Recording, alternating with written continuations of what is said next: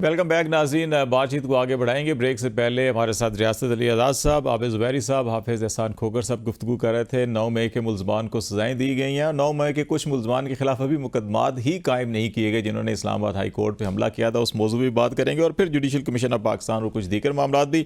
आज़ाद साहब, आप ब्रेक से पहले बात कर रहे थे, मैंने काटी थी, लेकिन इसमें थोड़ा सा ऐड मैं कर दूँ एक सवाल और भी, ताकि अपनी उस बात को आप कंप्लीट करें। और दूसरा ये बताएं कि आप इस्लामाबाद हाई कोर्ट के बार के प्रेसिडेंट भी हैं और इस्लामाबाद हाई कोर्ट का एक फ़ैसला जो है वो 1.5 साल से पेंडिंग में पड़ा हुआ है, उसके ऊपर कुछ पेशरफ नहीं हुई, तो क्या कोर्ट खामोश रहेगी उसके ऊपर? ज़िला इंतज़ामिया कुछ भी नहीं करेगी? क्या उन मुजरमों को भी कैफरे किरदार तक नहीं पहुंचना चाहिए जिन्होंने रियासत का, ये भी तो एक स्तून है ना जिसके ऊपर हमला करके देखिए खालिद भाई, आप कोई भी जुर्म होता है ना, तो क्रिमिनल लॉ के अंदर ये समझा जाता है कि the offence has been committed against the state.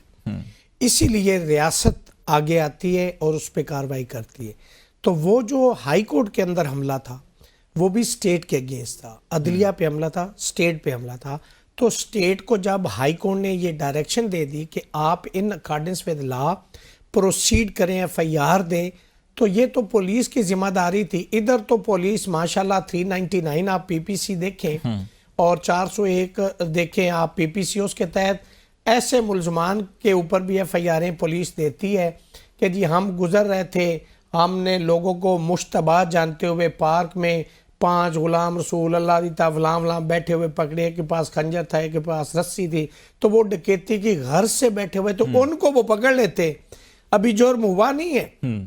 जहां जुर्म हो गया है वहां पे पुलिस की प्रोग्रेस ये है कि आज तक हमें नहीं पता कि एफआईआर हुई है, नहीं किन के खिलाफ हुई है, क्या कार्रवाई हुई, कोई आउटपुट हाई कोर्ट को नहीं दी गई। तो ये तो स्टेट ने करना था। तो इसका मतलब है जो आर्टिकल 25 है कॉन्स्टिट्यूशन ऑफ 1973 का, कि उसमें कहा गया है कि every citizen is equal before the law, nobody is above the law, no discrimination will prevail.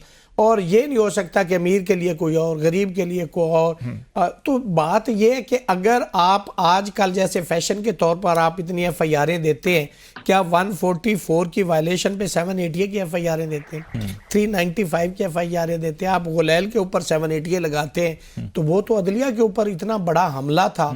आपने वो देखा, सीसीटीवी फुटेज वगैरह भी शायद सारी एविडेंस जो भी है वो है, तो आपने क्यों नहीं उनके ऊपर कार्रवाई की? तो इसका मतलब है कि ये जो निज़ाम है ना, अगर आपने इस निज़ाम को चलाना है इन अकॉर्डेंस विद लॉ, तो फिर आपको अक्रॉस द बोर्ड आपको जाना है, फिर तमाम लोगों को आपने लेके जाना।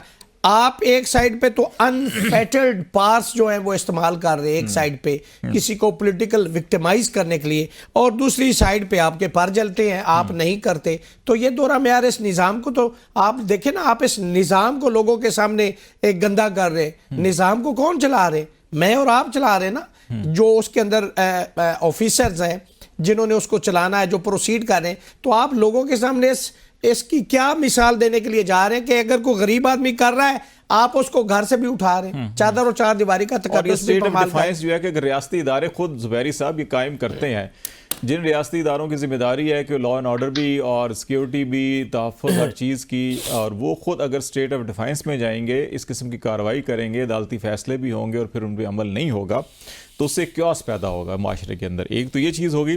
दूसरा, इन्हीं 9 मई के मामले को अगर हम आगे बढ़ा के कि ये फैसला तो हो गया, अब वो सिविल कस्टडी में जेल में चले जाएंगे, लेकिन अभी भी कुछ लोग, ये तो 25 अगर हुए हैं तो 85 थे, 60 तो अभी भी होंगे। ये मालूम नहीं कि उनको रिहा कर दिया गया है या प्रोसीडिंग चल रही है, नहीं चल रही, क्या होगा क्या नहीं होगा। और क्या ये हाई कोर्ट में जाएंगे, और हाई कोर्ट में अगर जो अपील होगी तो उसमें जो एविडेंस सारे के सारे ट्रायल कोर्ट में पेश हुए हैं उसको रिप्रोड्यूस किया जा सकता है, या सिर्फ तरीक़ाकार के ऊपर वहां बात होगी? देखिए, सबसे पहले एक मैं आपको बताता चलूं, इसकी अपील चीफ आर्मी स्टाफ के पास होगी। माने appeal from Caesar to Caesar. सही।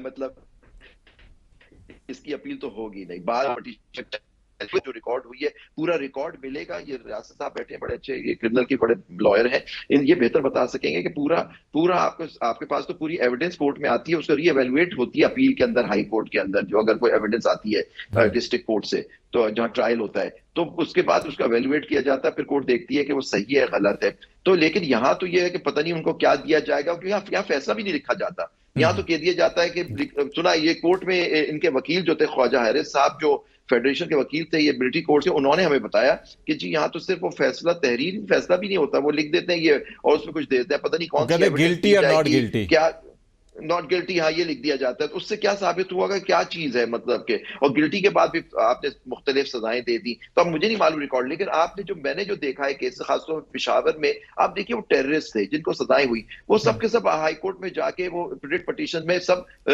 बरी हो गए, मतलब उनको छोड़ दिया गया क्योंकि वो एविडेंस का वो मेयार ही नहीं था या उसके खिलाफ एविडेंस ही नहीं थी जिनको उनको सजाएं दी जाती थी। अब पता नहीं अब इसमें क्या होगा, जब ये वहां से उनकी अपील रिजेक्ट हो जाएगी उनसे फिर ये शायद पिटीशन दाखिल करेंगे, लेकिन ये सब डिपेंडेंट है कि सुप्रीम कोर्ट क्या फैसला करती है कि आया सिविलियन का ट्रायल वहां हो सकता था मिलिट्री जनरल कोर्ट मार्शल में या नहीं।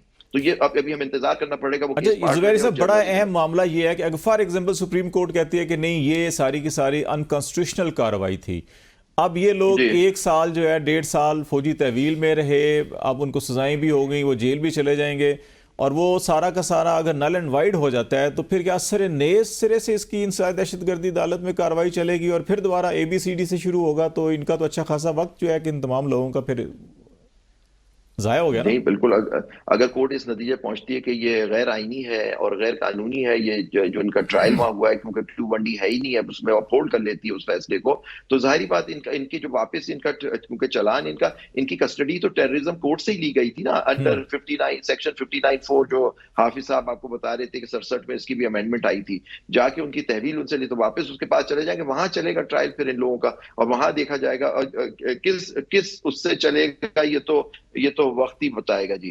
अच्छा रियासत साहब, एक तो ये कानून शहादत का हवाला जुबैरी साहब ने भी दिया, तो ये कानून शहादत मिलिट्री कोर्ट्स में भी यही लागू होता होगा या हमारा कोई और कानून होगा? देखें और इसके तकाजे जो बुनियादी हैं वो देखें, बेसिकली तो आर्टिकल 10A भी वहां होना चाहिए।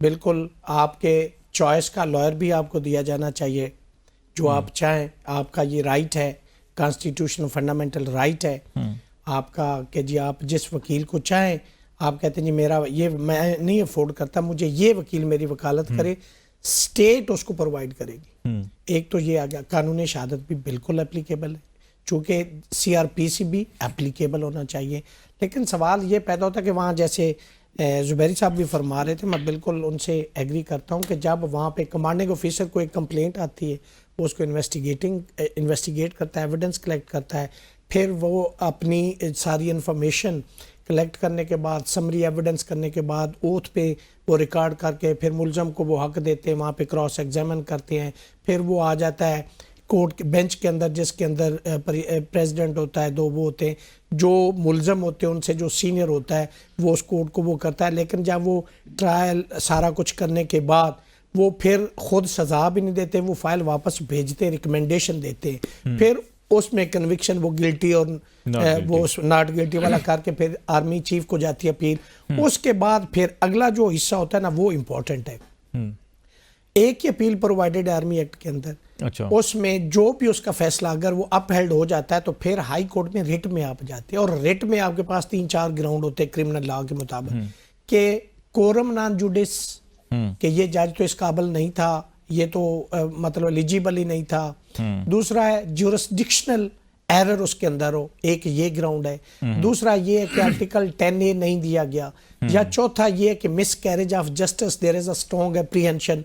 उस पे ये चीजें जो हाई कोर्ट है वो रिट ज्यूरिसडिक्शन में फिर देखेगी। ये लेकिन सुप्रीम कोर्ट केस में जो बार बार कहते थे ये कि जिन्हें की वहां पे अपील का हक है हाई कोर्ट का, या वो क्या कहते थे? नहीं, वहां पे अपील जैसे जुबैरी साहब ने फरमाया ना कि चीफ जस्टिस, चीफ आर्मी वहां, उसके बाद आपके पास रिट ज्यूरिसडिक्शन है, और रिट में सिर्फ क्वेश्चन ऑफ लॉ देखा जाता है, फैक्ट्स को नहीं देखा जाता। तो मैं समझता हूं कि जो आम ट्रायल होता है ना, क्रिमिनल किसी के ऊपर चार्ज हो, और चाहे वो सेशन कोर्ट हो, चाहे वो ATC हो, किसी भी कोर्ट के अंदर, तो उसकी जितनी एविडेंस होगी वो कानून शहादत के पैरामीटर के तहत, स्टैंडर्ड के मुताबिक होनी चाहिए। आपको CRPC के तहत आपकी एविडेंस होनी चाहिए। फिर जैसे मुलजम का 2 तरह का बयान होता है कि वो 342 की स्टेटमेंट देता है, हथकड़ी में होता है, लेकिन उस पर जरा नहीं होती, और अगर वो 342 सब सेक्शन 2 के तहत देता है तो उसकी हथकड़ी खोल दी जाएगी, ओथ पे होगी, और जो स्टेट है प्रोसिक्यूशन वो उस पर जरा भी करेगी। तो मैं समझता हूँ कि ये सारा प्रोसीजर और फिर ओपनली लोगों को एक्सेस होती, वहाँ पे जाते हैं लोग, सुनते हैं, लेकिन वहाँ पे ये चीज़ आपको नहीं मुयसर होती।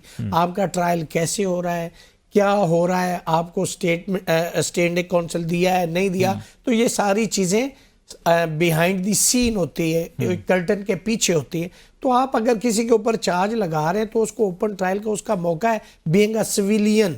और अगर वहां पे वो तो आपका डिपार्टमेंटल है मामला, वो आप करें, लेकिन उन लोगों को भी जब अपील गुजर जाती है तो रेट ज्यूरिसडिक्शन में वो भी हाई कोर्ट में आते हैं, और उस फैसले के खिलाफ अगर वहां से भी अपहेल्ड हो जाता है तो फिर सुप्रीम कोर्ट 185 के तहत आप सुप्रीम कोर्ट में भी जाते हैं। लेकिन मोस्टली होता है ऐसे कि मैंने 2-4 केसेस पढ़े जिसके अंदर हाई कोर्ट ने इस ग्राउंड के ऊपर वो सजाएं सेट साइड कर दी थी कि इनको आर्टिकल 10A नहीं दिया गया, या फलां जो एविडेंस है। देखे ना, आपने एक वीडियो पे किसी को कन्विक्शन कर दी, क्या वो as per standard which has been laid on in कानून शहादत, क्या वो उस पे पूरा उतरता? एडमिसिबल है नहीं, उसका फोरेंसिक हुआ है नहीं आया, क्या उसका ऑथर आया है नहीं आया, जिसने लीगल एक्सपर्ट जिसने ओपिनियन दिया whether he was produce as a witness और नॉट। तो ये सारी चीजें देखें, आप सजा देने के लिए जा रहे हैं, तो मैं जिस तरह का चाहूं मुझे आपने अपॉर्चुनिटी देनी है without affording an opportunity of being heard. अगर आप नहीं देते तो it is miscarriage of justice. तो वो कहते हैं ना कि it is not a justice that the justice has been done but it seems to be done. तो हम ये कहते हैं कि जो लोग जिनके ऊपर ये एलिगेशन है, आप उनको पूरा दिफा का मौका दें, और वो तभी मुमकिन हो सकता है कि उसको मुलजिम खुद भी तस्लीम करे। ये देखे ना, जिसको आप सजा दे रहे हैं उसका उस सिस्टम के ऊपर मुतमिन होना भी जरूरी है। अगर वो कहता है कि नहीं मेरे साथ तो हो ही जुल्म रहा है, तो फिर ये जस्टिस तो नहीं, ये मिसकैरेज ऑफ जस्टिस। सही, हम ब्रेक लेते हैं, ब्रेक के बाद वापस आते हैं तो फिर हम जुडिशल कमीशन ऑफ पाकिस्तान की बात पर 1-2 नुकात आबिद ज़ुबैरी साहब ने प्रोग्राम के पहले हिस्से में भी उठाए थे कि जो कुछ रिकॉर्ड के मुताबिक स्टेटस भी चेंज किया गया सारे केसेस के अंदर, उस पर भी हम बात करेंगे। ब्रेक के बाद हमारे साथ रहिएगा।